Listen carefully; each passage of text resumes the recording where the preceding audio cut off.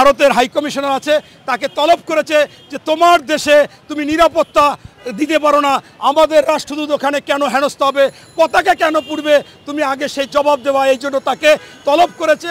তলব করার পরে তিনি বলেছেন যে আমরা ব্যবস্থা নিচ্ছি।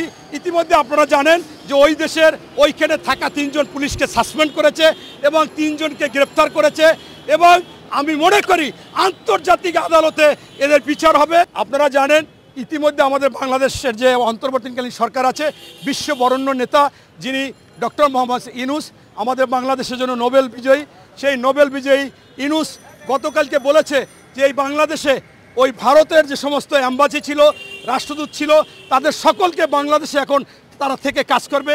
অস্ট্রেলিয়া এরকম 11টা দেশ তাদেরকে বাংলাদেশে আহ্বান করেছে, তারা বাংলাদেশেরই রাষ্ট্রদূতে বাংলাদেশে সরাসরি বাংলাদেশের লোকদেরকে ভিসা দিবে।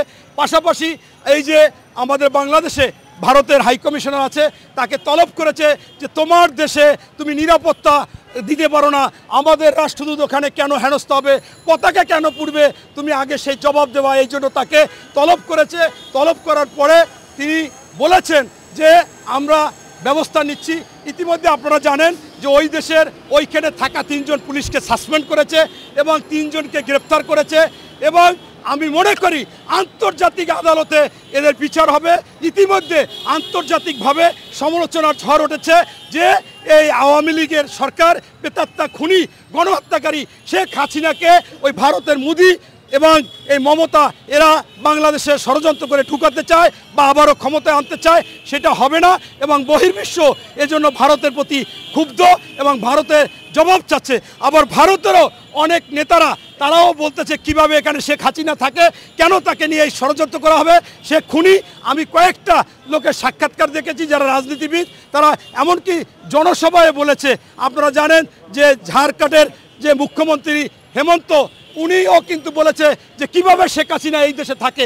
তাই ওদেশেও ঝড় উঠবে এবং ওদেশের যারা দেশপ্রেমিক আছে এই বিজেপি মমতার কথা শুনবে না, তারাও ওই দেশ থেকে তাড়াতে চাবে এবং তারা স্পষ্টভাবে ওখানে বক্তব্য দিয়েছে শেখ হাসিনাকে সারা বিশ্বে কেউ নিতে চাইল না, ভারত তুমি কেন নিতে চাও? তাহলে কি তোমার গৃহপালিত পশু ছিল? তাহলে কি তুমি তাকে যেমন খুশি তেমন করতা? তোমার নতজানু পররাষ্ট্রনীতি নিয়ে বাংলাদেশ চালাইছে, বাংলাদেশ দিয়ে তুমি এই সমস্ত আকাম কুকাম করতা? এই প্রশ্ন কিন্তু ওই সমস্ত রাজনৈতিক দলগুলো উঠাইছে। তাই আমি মনে করি যে এই আমাদের অন্তর্বর্তীকালীন সরকার কঠিনভাবে তাদের রাষ্ট্রদূতকে তলব করে এই জবাবদিহিতা চেয়েছে এবং পরবর্তীতে আরও কঠিনভাবে জবাব দিতে হবে। প্রয়োজনে বাংলাদেশে ভারতের রাষ্ট্রদূত থাকার এখানে দরকার নাই, আমরা সর্বত্র থেকে আমরা এখানে তাদেরকে তুলে দেবো ইনশাল্লাহ।